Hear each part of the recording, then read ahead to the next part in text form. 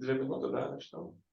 I will overcheck for people come in 2 minutes and I will start. Okay? Можете пока вопросы позвать.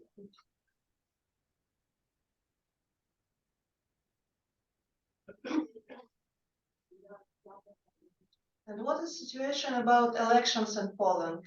Can you comment this? Russians, you ask, or Ukrainian people? About elections, your elections. Election, yes, I couldn't understand clearly. The elections, well, they are coming in 3 weeks, and the campaign is extremely strong and tense. Because the current party is still leading, Law and Justice Party, which is a right wing. It still has some majority of about 30% in the polls. Mm-hmm. With 22, 26 of the main opposition party, Citizens Platform. And, well, you know, people are divided, but as far as intellectuals, people in the cities, educated people, young people, most of them are against the current regime, current government.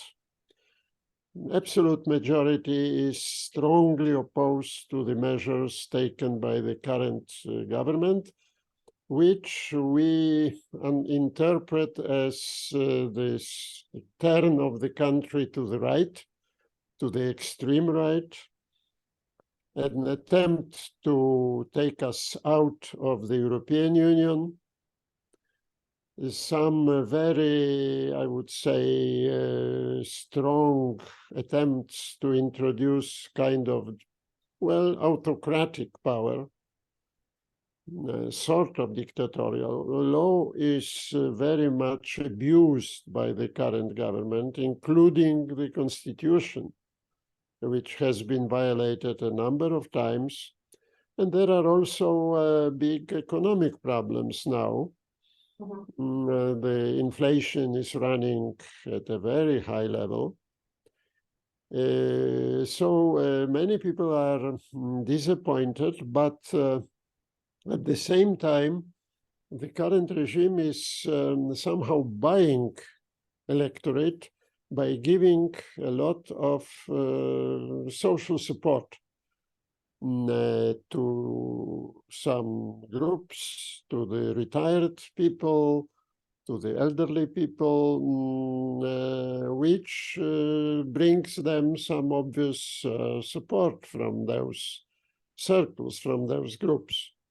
Well, I have always been very much opposed to the current government, and I have been quite outspoken about that, but I can't say I am hopeful, but about the elections, but I can't be really sure because there is still this split in the electorate between the liberal opposition and much more authoritarian and anti-European current political party, led by one of the brothers Kaczynski, the other one who died at the catastrophe at... Okay, hello. Piotr.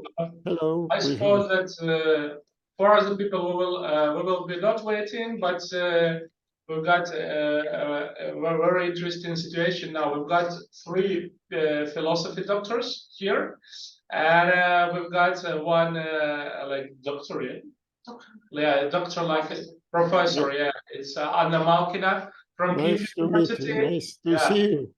So from 5 people, we've got 4 people that they've got a PhD and even the doctoral. So I suppose we can start. As I told you, let's make it so. We will listen to you for 20 minutes and then we will make a session question answers.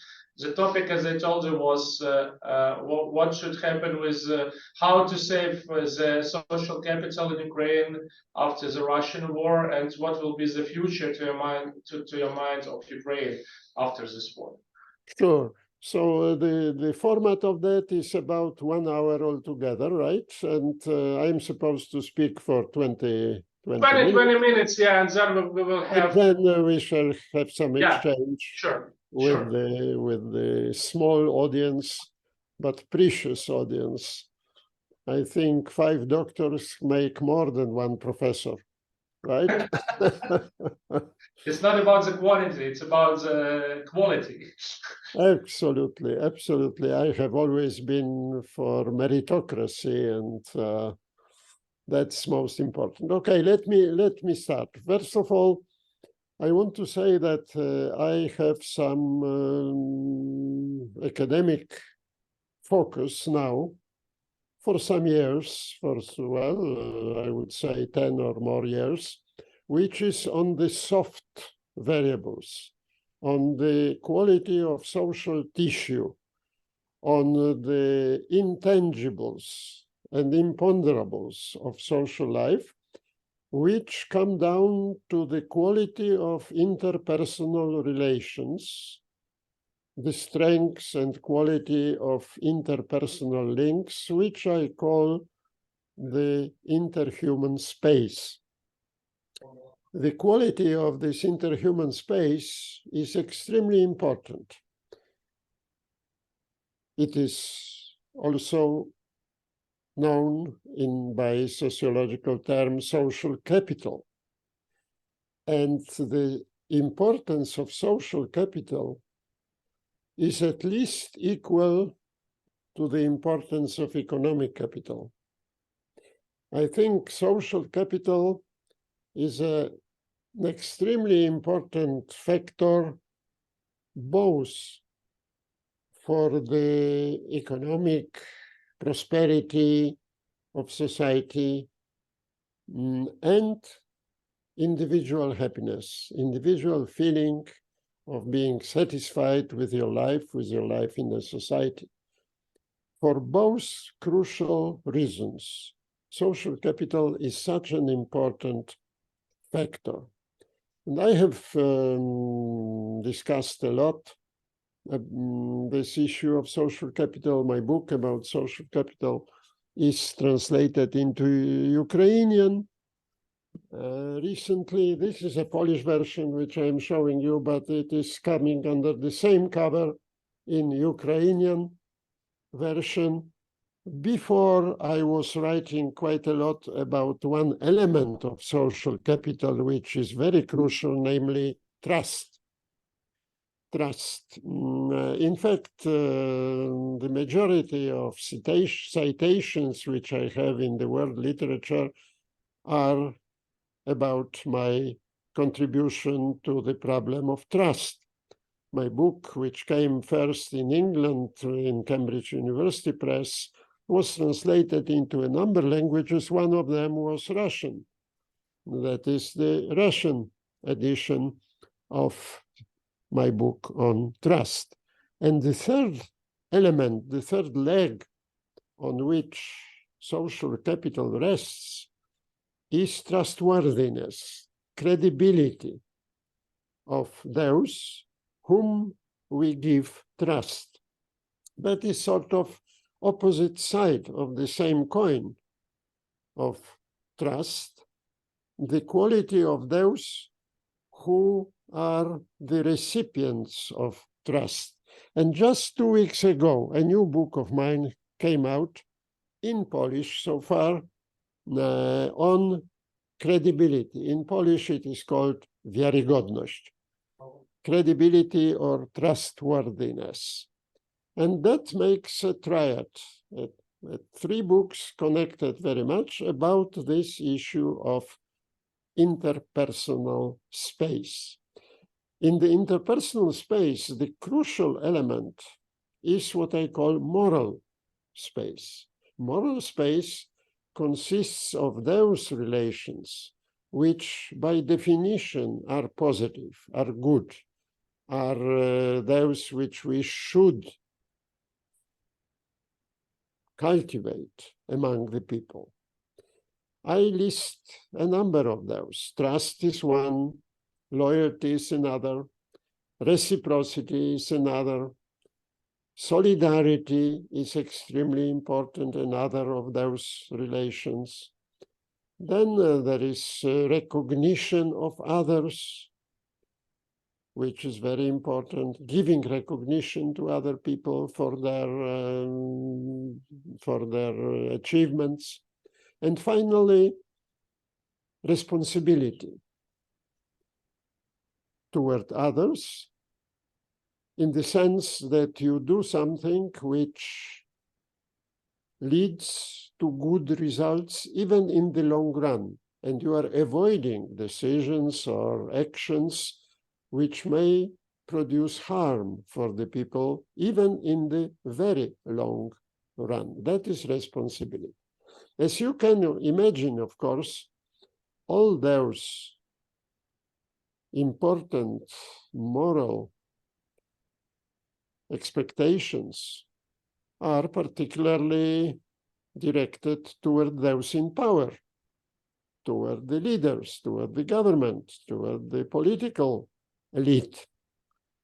But that is as much about theory. Let me come to the problem, to the fate of your country, hopefully after the successful war, successful for you, and the rebuilding of the country, restoring it to its earlier condition, but much more to a much better condition, more included, incorporated fully, without any doubts, without any problems, into wider global community of democratic, free societies. Focusing on that intangible area of social capital, I have a message which is positive in this darkness of war, in spite of tremendous price you pay for the fight for freedom, for sovereignty, for independence of your country against the vicious aggression of the Russian Federation. In spite of that price, terrible losses in people, in infrastructure, in everyday life, in spite of that, I can see some bright lights in this area, which is of particular concern for me, in that area of soft factors, social tissue. And I will just list some of those bright lights. First is that Ukrainian identity is stronger than ever. That is an unintended and probably unexpected result by the aggressor, but there is a good sociological knowledge about how external threat mobilizes people and raises the feeling of identity, of national identity, this kind of spiritual and emotional link among the people. And that is extremely important factor. And there is no more important condition for the unambiguous, clear definition of who are we than the struggle with them, with the aggressors. The second, there is the outbreak of civil society, mobilization of responsible citizenship and civil society by self-organization, solidarity, mutual support, and mutual help that people extend to each other. That meets the definition of what is sometimes called Republican citizenship. And the definition by one of the authors, for example, David Miller from Nuffield College says, and I will quote here, Republican citizenship is being willing to take active steps to defend the rights of the other members of the political community and more generally to promote its common interests, and particularly to be ready to volunteer for public service when the need arises. I think in Ukraine, after several steps, the civil society, after the several steps of the first the revolution against authoritarian regime, then the Euromaidan, and now the struggle against the aggressor, this kind of Republican citizenship is becoming very strong, and that is very crucial for the future. Then the state and the army has more legitimacy than ever because it shows heroism, because it shows extreme readiness to fight, to defend the country, to sacrifice themselves. And the political leadership is extremely effective, able to lead the country really. And here, of course, the charismatic leader, Vladimir Zelensky, is a very crucial factor. Charisma, as Max Weber tells us, is something which is not a personal quality. It is a relational quality. It happens when the people give somebody a charismatic power to lead. And that is the case of your current president, who is not only able to lead the country, but who is able to raise international support, international military, economic help, and also raising the cause of Ukrainian sovereignty to the top of the global agenda, the agenda of global politics now. His visit recently, among many visits, but his visit at the United Nations these days and his visit at the White House yesterday, all that shows how much he was able to mobilize the world for the cause of Ukrainian independence, freedom, sovereignty. Now, the fourth factor is the development of personal resilience of the people. For much more than a year now, the Ukrainian people show some growing ability to self-organize, to defend against the threats. They show courage. As far as I know, as I was told, all 7 of you here in this room show some measure of courage, of resilience. You are not resigning in view of the war and threat, constant threat, but you are continuing with your everyday life, with your academic development, with your normal labor, with your work. That is extremely important, I think. When I was giving a talk at the meeting of Ukrainian sociologists at Kharkov in December, there was an alarm during my talk. The room was crowded.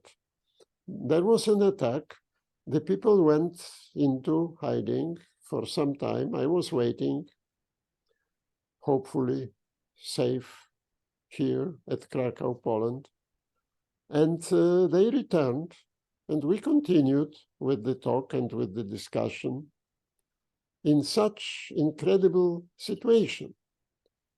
During the talk, the light went out for a moment, but the university provided the generators of power. Again, the resilience against the situation.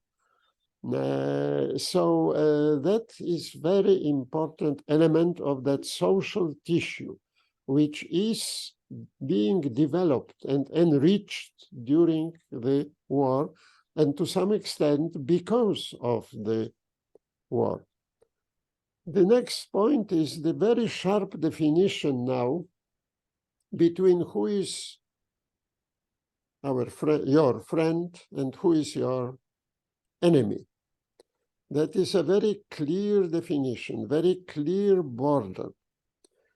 And in some cases,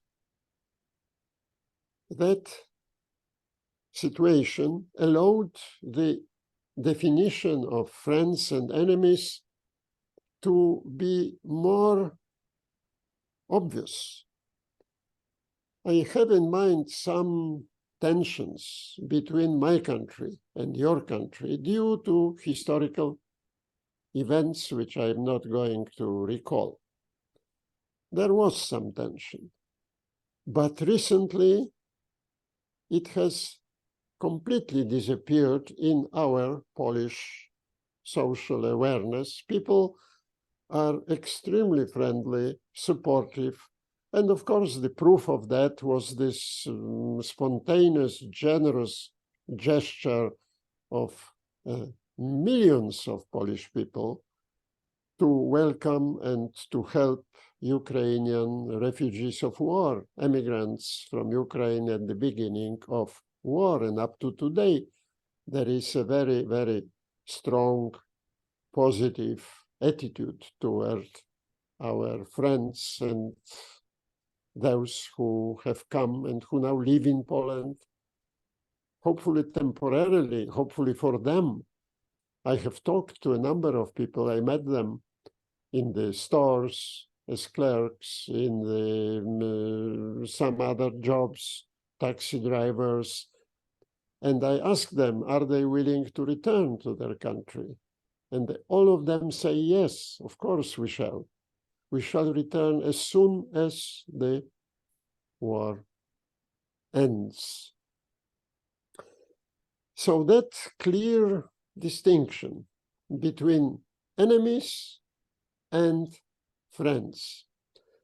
So finally, Ukraine, to some extent, if I understand Ukrainian history, to some extent has always been oriented in some way toward the West, toward Western culture, Western civilization. You had marvelous history of art, of literature, of poetry, of which is widely recognized across the world. But only now, this pro-Western attitude has been so strongly confirmed.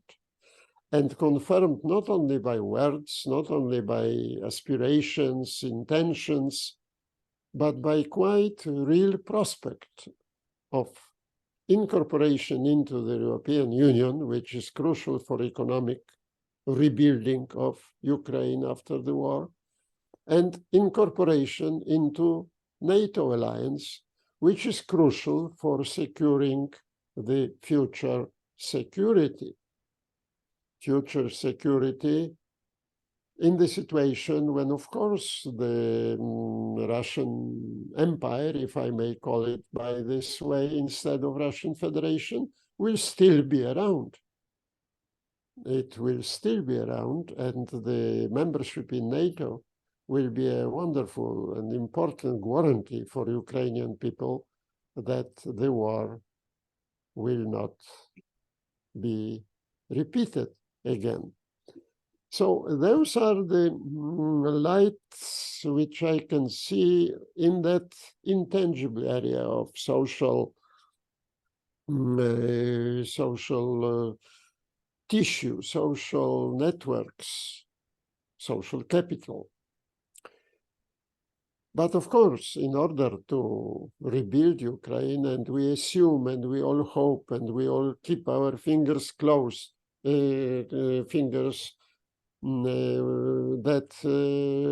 you will win the war in some way, either on the military field or at the peace talks of some sort, which will be beneficial for Ukraine. It can't be clearly predicted now, but we all hope that the war will end. And then Ukrainian society will come stronger, which I tried to show.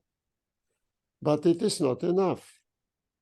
What is very important is, of course, economic restoration, rebuilding, restoring infrastructure.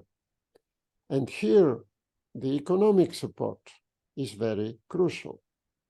I believe that some kind of Marshall Plan will be developed by Western rich countries to support the economy, that the foreign firms will join the effort.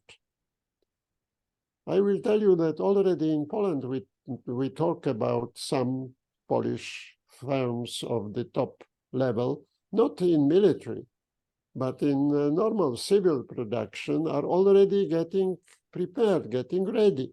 They get some Ukrainian advisors already, they get some Ukrainian employees already in order to be ready to enter the market, Ukrainian market after the war, in this effort to restore, to rebuild the country. So economy is very crucial, and the support of the Western rich countries is very, very crucial. Of course, there is nothing more important now than military support. The truth, I think, of the situation is that the successes of Ukrainian army are to some important extent due to the inflow of modern weapons from the West. So continuing that kind of support is very important too. But I'm speaking about the post-war period when civil rebuilding will be crucial. The one factor, again, returning to those psychological factors, which are very important, is some sort of, well, let us call it falling motivation of the West because of some factor of normalization of war. As war is prolonged, as the support is coming, people start to forget about it, to turn into other issues. Even the governments become a sort of bored with the situation, and that is very dangerous. Here, as I mentioned, the role of your president is very crucial, to keep that mobilization and to continue to safeguard the continuing of military, but also of economic support. Another problem of the hard, not soft type, having to do with economy, with money, with fiscal markets, is the problem of corruption. It is not a secret that Ukraine had not very good record as far as corruption is concerned, according to some measures, it was quite low at this factor. Now, when the foreign aid is coming, there is a temptation by many people to use it for private purposes. The recent situation when your president has sacked the Minister of Defense plus several deputy ministers in the conditions of war shows the determination to fight against this disease, this pathology of corruption. But of course, if the huge economic support comes, there are more possibilities for corruption, and therefore very strong measures will have to be taken by your government, but also international control of the resources which are sent to Ukraine from this perspective, how they are used. They are used properly for the real purposes of development and betterment of Ukrainian country, or to enrich some oligarchs and to allow them to buy bigger yachts and bigger residences in London or in Berlin. That is the challenge after the war, a very crucial challenge. No, and I already mentioned the incorporation into European Union and NATO alliance. It is also a challenge because we know that it requires the unanimity of the current members of European Union, as well as current members of the Euro-Atlantic Alliance, NATO.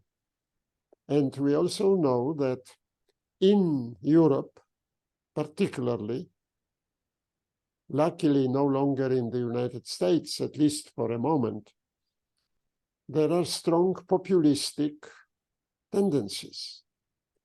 Among 27 countries of the European Union, in 15 countries, right-wing populist parties are either in power, like in Italy, or strong participants in the parliaments. In Poland, I already told you, this is the current situation. We have a populist party in power.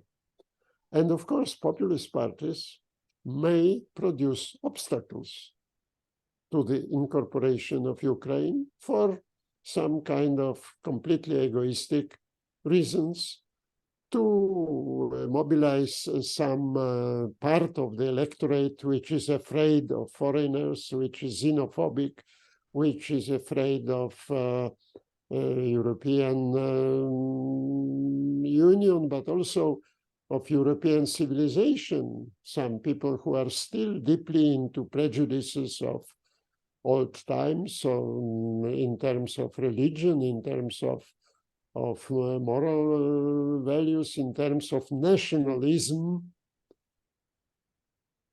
of the exclusive sort. So that is another challenge which awaits you. And here, I believe, again, the diplomatic skills of your leaders will be very, very crucial. Well, I have exceeded my time. I can see on my clock. So I will stop here because I could talk much, much longer, believe me. But there are some limits of your resilience to the speaker. And I give the floor to you now, and I will be, of course, happy to answer all questions and or to listen to your opinions on some of those issues that I have raised. I want to end with a kind of obvious that we all, or let me say most people in Poland are on your side and support you and dream, and some people pray for your victory. Thank you very much. Thank you, Piotr. And let's start a small session of questions answers, like for 20-25 minutes. As well, we've got already, as I told you, it was 5 doctors. Now we've got, it seems to be 6, yeah? 6, another one came. Unfortunately, we don't have a lot of students, but anyway. So who would like to ask? Okay. Yeah, sure. Hello, Mr. Штомпк. My name is Anna. Thank you very much for your lecture. It's a pleasure for me to be here listening to you, because you are a very famous scientist among political science students. And my question is about correlation between social capital and economics. What I mean, before the war, Ukraine wasn't a rich country, but social capital was strong enough for mobilization and fighting against Russian aggression. And does it mean that after the war, when Ukrainian economics will rise, quality of social capital will rise too? Or there is no correlation between economics and quality of social capital? There is definitely a very important relation, because first of all, at the labor market, how people devote themselves to their jobs, that is a very important economic factor. Do they consider the goals of their firm, of their corporation, as important for them? Do they identify with them? Or do they simply treat it as a way to get some money and probably to avoid any effort and any type of true commitment? And here, social capital enters. It is a very strong mobilizing factor. The same is true as far as the common feeling of property. You don't remember communist time, but I do. And I remember that people were treating so-called national property as their own. They had no respect for the property of a given factory, or they were ready to take it out without any problems. It was not stealing for them. And in the conditions of democratic, free society, where some idea of common good is deeply installed in human minds, it is inconceivable.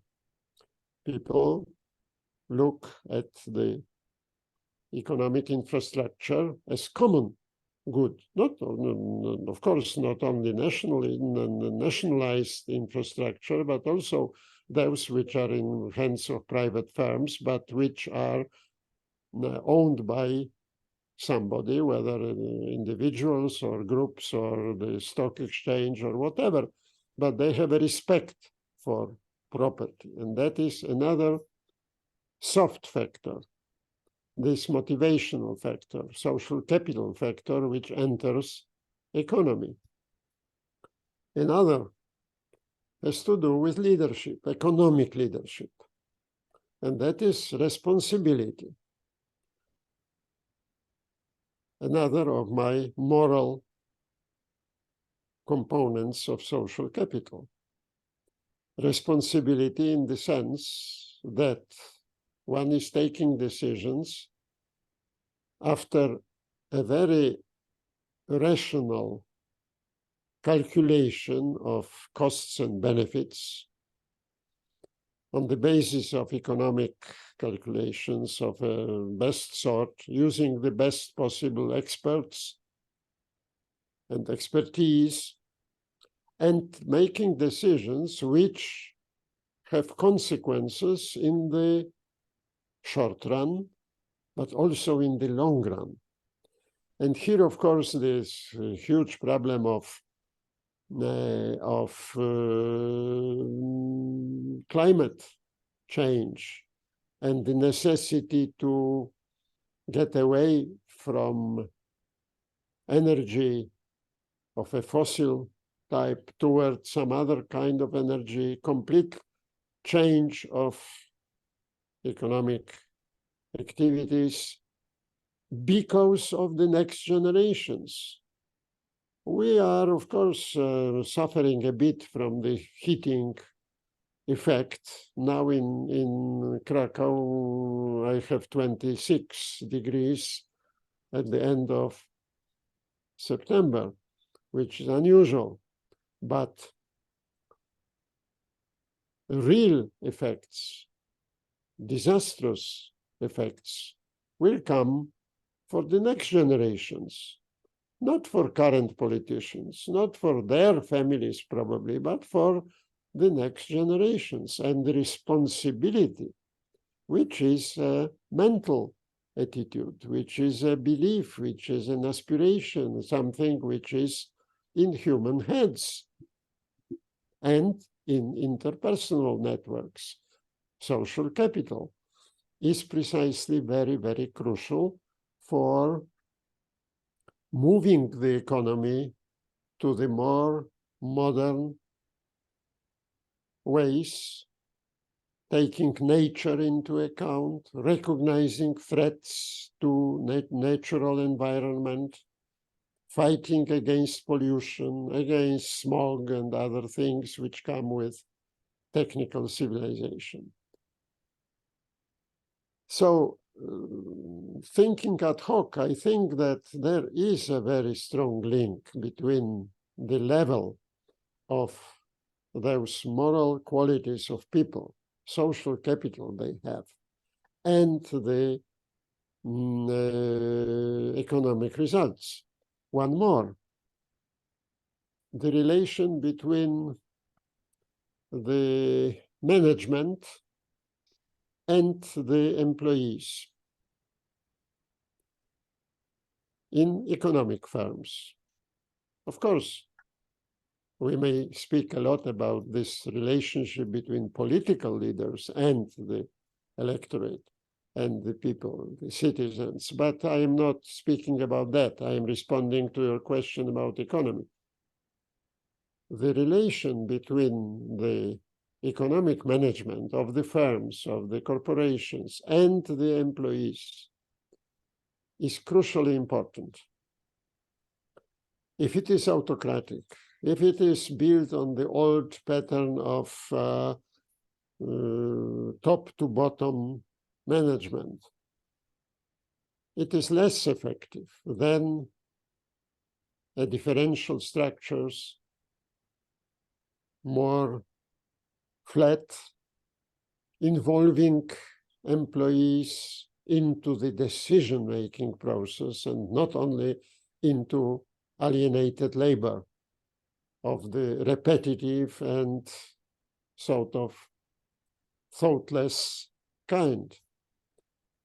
A good example of that is, I think, Apple Corporation, where from the beginning, Steve Jobs introduced that kind of close relationship between the management and the employees, who consider their participation in the firm as a part of honor. They are proud of being employees, and they participate, and they are allowed to participate. They are given a lot of freedom in decisions. Something similar but for different reasons has been happening in China. Part of the reason for the economic success of China is this Guangxi syndrome, namely that the relations, strong relations among communities, among families, etc., were transformed to economic sphere, where the same is true in Japan for other reasons, cultural reasons too. The employees feel involved and committed, and therefore, of course, they work much more effectively, which is crucial for the economy. So those are ad hoc ideas which I have about the link you suggested between social and economic capital. Thanks, Piotr. More questions, Alexei? Thanks, Piotr, for your very interesting lecture introduction, and thanks from me personally, and thanks from the KPI University, from our students. And our students have some question to you. This question very interesting one. And what about citizens who want to go abroad after the war? Do we need to keep the borders closer for a few more years in order to save the country from an even bigger demographic disaster? Because in Ukrainian society, we have some discussion about the closed border after the war. Not now, but after the war. Yeah. Sure, that is a big problem, because obviously a large number of Ukrainian people have left the country. It is counted in millions, as far as I know, 6 or 7. I may be wrong, but that is what I have read, more or less. I read about 9 million. Nine. Even so. Even 9 million.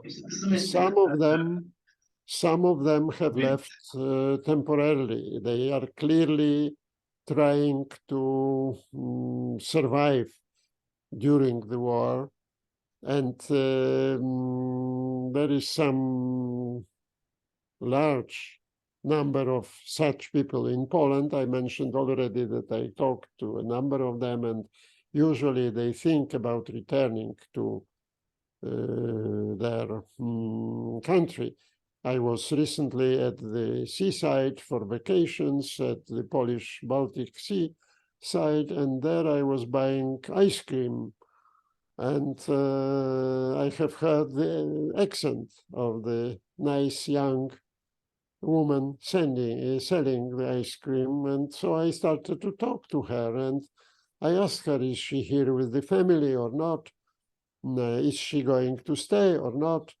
And she said she's from Kiev, and she said, I love the city, and I can never think about living permanently outside or away from my city, my Kiev. And my family is also in Ukraine still. And I am only trying to earn some money, and I will come back as soon as possible to start my studies, which were suspended because of the war. That is one story of a person who is committed to return for those soft reasons. She loves Kiev. She is not counting money she can earn in Poland, which is probably more than she can earn in Ukraine, but a bit more. But she's not counting it. She is thinking about moral, intangible factors like love of your city. If I may tell you an anecdote here about Kiev, from my own private, personal life. My mother happened to be at school in Kiev, and then, of course, the family left before or even during the revolution, and we were Polish, of course, but living in that area. And my mother was staying in Kiev for a full period of their childhood, for their school years. At the age of 82, she decided she has to go back to see Kiev. And she went with a tourist group, with a Polish travel company, Orbis, which was at the time still in existence. It is no longer there. She was flying to Kiev because she wanted to walk along Krещатик.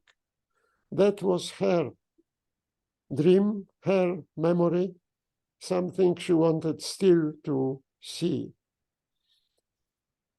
So those are very important things. As far as those people who start real careers in the West, not necessarily in Poland, but in Germany or in Britain or in really rich countries, economically rich, which can provide incomparably better conditions in fiscal, economic terms, in terms of personal development, I think that is a bit different story.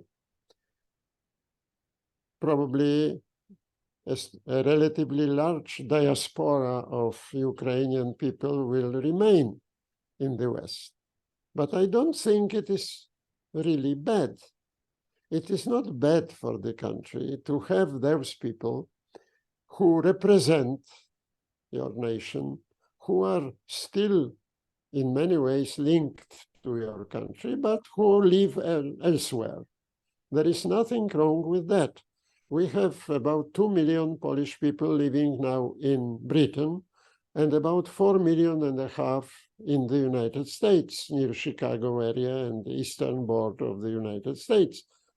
I don't see anything wrong with that. Those people, many of them, cultivate some links with Poland.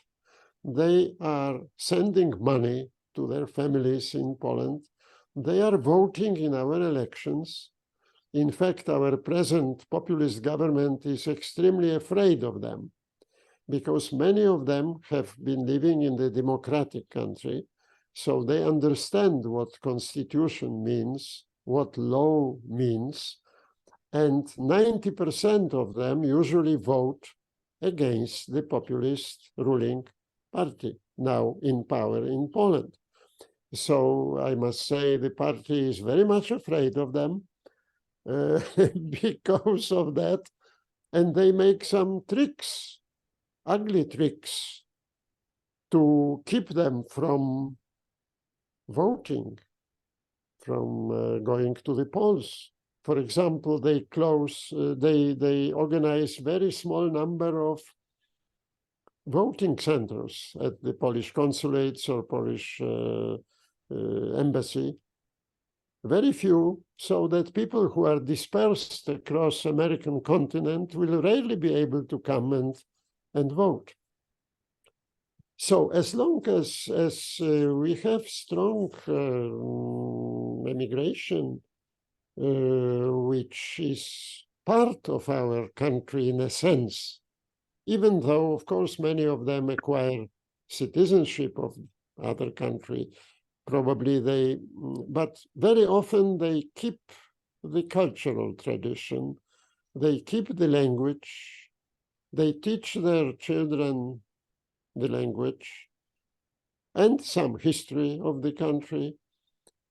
I think that may be important also in a positive sense for the development of Ukraine after the war, because those diasporas also make important electoral bodies in the foreign countries, a kind of lobbies, pressure groups, which for the governments may be important to show generosity in support, economic support for Ukraine, rebuilding, this kind of Marshall Plan, which I mentioned before. They are very important agents of yourself in foreign countries. So I don't think it is a great threat. Of course, it will be great if they come back, because they will come back enriched, sometimes economically enriched, because they were earning good money abroad, but also culturally enriched with this belief in law, in constitution, in democracy as the system. That is, and also with skills. For example, those who have been educated in some great universities in America or in Britain will come back. It is the case of China. I have been teaching several times in the United States, and one of the places I was teaching was UCLA, University of California, Los Angeles. There were crowds of Chinese students coming to California. And after that, they were returning to China with the degrees in medicine, in technology, not in sociology, not in political science, but in those hard topics. And they were coming with the expertise, with knowledge, with skills, crucial for economic development of China.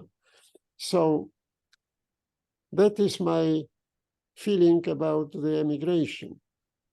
It is good if some people return. It's great for them. They will feel rooted. They will not feel that kind of feeling of uprootedness or being second-rate citizen in other countries, but being in their own home. It is a very important thing. But for others, it will not be very disastrous for Ukraine if they stay, work hard, enrich themselves, educate themselves, because they are also a kind of asset for Ukraine, foreign asset. Okay.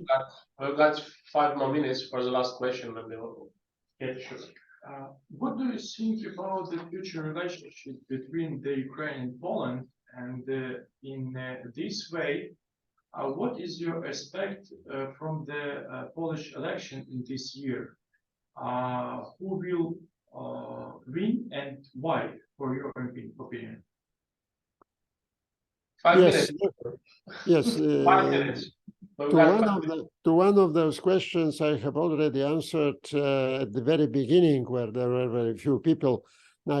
So briefly, let me repeat that I am strongly against the current populist, right-wing, conservative government for many reasons, which I'm not going to discuss, but I'm very strongly against, with most people in the academic world, in the educated groups, among students, among young people generally. So we hope, but we are not sure, that the election in 3 weeks will be won by the opposition, the liberal, pro-democratic, pro-Western opposition, which is quite strong. But of course, it is still not strong enough. There are 3 weeks and the campaign is very strong, sometimes vicious, sometimes even very brutal. So we shall see how it works. But I am certainly keeping my fingers crossed for the opposition. That is as far as my political statement is concerned. As far as the current clash, are completely unnecessary and absolutely unnecessary clash between our president and your president at the United Nations, among some statements they made, which is somehow due to earlier economic problem with the export of grain, which was supposed to be in transit in Poland to West and to Africa or to other countries, and was appropriated by some skillful companies, which kept it in Poland and was selling it in Poland, raising the prices of grain and lowering the prices of grain because of the influx. And for Polish peasants, it became a really competitive factor. They started to be really outraged about that.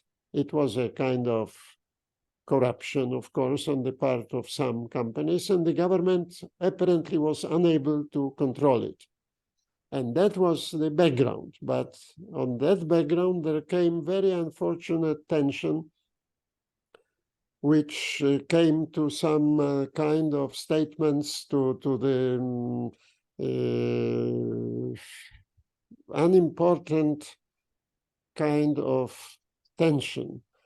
But listening to the interview on Polish television yesterday with our president, I am not a fan of our president, but I must say that in that interview, asked very openly, are you still a friend of Vladimir Zelensky? He said, of course I am a friend. And asked about whether he is in support of Ukraine, he answered well, unhesitatingly, I am in full support. He made some kind of clarification as far as the military support is concerned, namely because we are now trying to make Poland stronger by importing and buying American expertise and American technical military weapons at a big money, billions of dollars. And what our president said, which was somehow misunderstood perhaps, was that we are not going to send those most recent, most up-to-date weapons which we acquire for our defense, Polish defense against Russia. Poland has been for many centuries one of the traditional enemies of Russia. And we are, of course, anxious about our closeness. And your example is raising this anxiety. And therefore, we try to make our army as strong as yours or stronger to defend our country. And the president said that we are not going to, in transit, to let that new weaponry to be sent to Ukraine, but we shall, of course, send all type of weapons, and we shall still be a hub, as you know, for foreign transports of Western transports of military equipment in Rzeszów. There is a real hub. It goes through there. So I believe that it is only momentary, temporary. I do hope that it does not spoil this warm, close, supportive relationship that we have with heroic fighting Ukraine. Pjotr, thank you for a good conversation. I suppose you enjoyed to speak to a small group, but anyway, it was very productive. And I made the records of, I made a video of our conversation. I will send you via email, and if you don't mind, I will put it to the Facebook for the students to watch it. Okay? Of course. I have nothing to hide. Thank you. Take care. Bye. Thank you for your Have a good presence. day. I appreciate your presence very much, especially under those awful conditions. All best for all of you. Thank you, Thank you. Pjotr. Bye. Bye. Bye-bye. Bye.